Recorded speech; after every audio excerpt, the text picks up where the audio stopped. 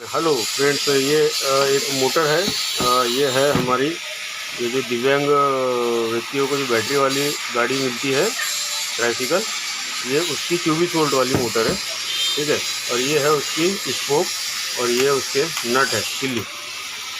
तो इसको अभी हम एक रिंग में लगाएंगे, मगर रिंग में लगाने का जो तरीका है वो बहुत कम लोग जानते हैं। तो इसे कैसे लगाया जाता है ये मैं आज आपको बताने वाला हूँ।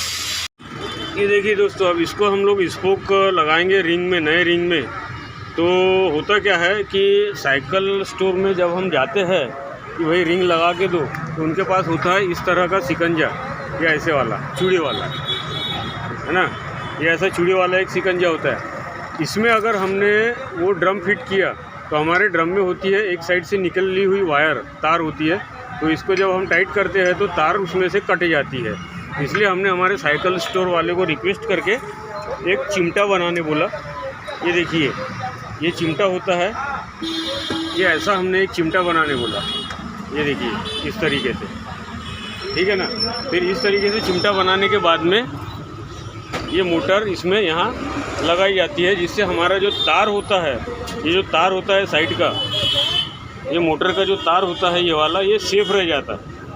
तो इस तरीके से इसको बनाया जाता है। अब ये जब मिस्त्री फिट करेंगे तब आपको मैं इसके आगे और बताता हूँ कि वो कैसे बनाया जाता है। ये देखिए दोस्तों, ये हमने जब चिमटा बताया था, उस चिमटे में ये मोटर फंसाकर हमने पूरी जाली बनवाई है। और ये रिंग और टायर लगाकर ये इस तरीके से बनता है।